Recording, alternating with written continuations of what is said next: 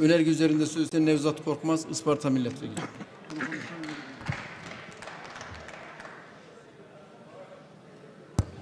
Sayın Başkan, değerli milletvekilleri, Yüce Meclisi saygıyla selamlıyorum. Getirdiğiniz kanun teklifinde kamu payı sermayesinin %50'sinden az olan şirketler denetim dışına çıkarılıyor.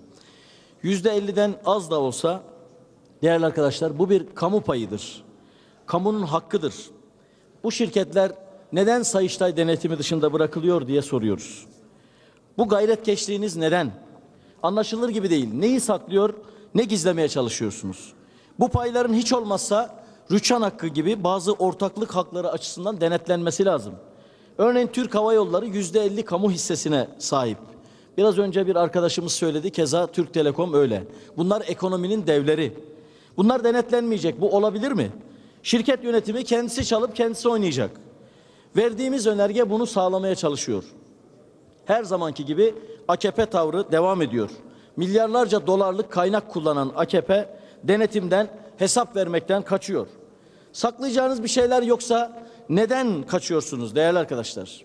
Ama ne yaparsanız yapın, hesap vermenizi sadece birazcık geciktirebilirsiniz. Bundan kaçış yok. Değerli milletvekilleri, 2 gün önce bu kürsüden dile getirdik.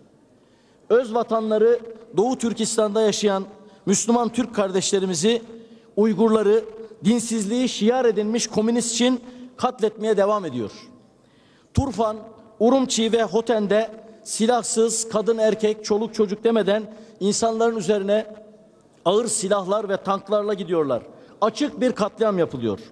Her tarafa laf yetiştirmeye çalışan, kimsesizlerin kimsesi olduğunu söyleyen Sayın Başbakan sessizliğini koruyor. Dışişleri kör olmuş, Mısır'dan ötesini göremiyor. İşte tam yeri değil mi şu sözün? Gözleri var görmezler, kulakları var duymazlar. Kimseyi kandırmayın. Mısır'daki olaylara tepki verirken niyetiniz Müslüman kardeşlerimizle dayanışma falan değil. Eğer öyle olsaydı Musul'da, Kerkük'te, Karabağ'da, şimdi de Doğu Türkistan'da yaşayan kardeşlerimiz için sessiz kalmazdınız. Mısır'dakiler Müslüman da oradakiler değil mi? Sorun ne biliyor musunuz değerli arkadaşlar? Eğer insanlar yüreklerinden millet ve milliyet mefhumunu siliyor, milliyetçiliği ayaklar altına alıyorlarsa kimliklerini de kaybediyorlar. Sanıyorum bugün hükümetin yaşadığı atalet ve ilgisizliği ancak bu şekilde anlatabiliriz. İmralı canisine, Mursi'ye, Suriye'deki muhaliflere ayırdığınız zamanı Uygur Türklerinden neden esirgiyorsunuz? Dünya Uygur Kongresi Başkan Yardımcısı Sayın Tümtürk'e kulak verin.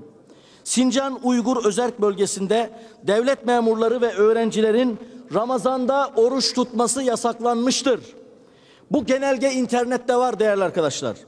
Genelge Komünist Parti liderlerinden yerel yöneticilere halkın Ramazan'da yemek yemelerini teşvik etmek üzere yiyecek ikram etmelerini istemektedir.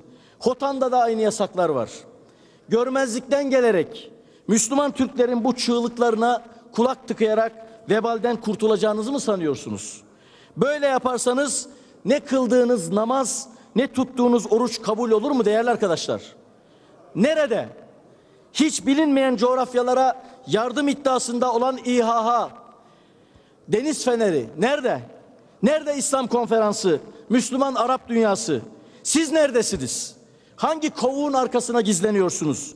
AKP'nin inançlı, imanlı kadroları, sizlere sesleniyorum. Doğu Türkistan'da Müslüman Türklere bir çocuktan fazla çocuk yapmak yasaklanmıştır. Nerede 3 çocuk diye ortalıkta dolaşan başbakan? Dünyanın birçok başkentinde telin edilen Çin zulmü karşısında hükümet sessiz. Yetkililer deve kuşu gibi başlarını kuma sokuyorlar. Değerli arkadaşlar bakın, Japon hücum botları Çin denizinde Doğu Türkistan bayrakları asarak Çin'e gözdağı verdi. Çin Tokyo'da bir protesto gösterisi, Amerika'da bir protesto gösterisi. Bütün dünya başkentlerinde protesto gösterileri var. Hükümetler tepkilerini dile getiriyorlar. Sadece Ankara kapı duvar. Bu sessizliğin vebali ağırdır. Ramazan ayında inançları ve kimliklerinden dolayı katledilen Uygurların vebali sizin üzerinizdedir Sayın Başbakan, Sayın Dışişleri Bakanı.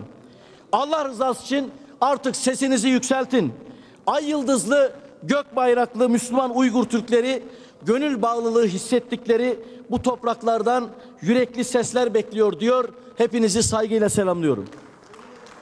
Teşekkür ediyorum.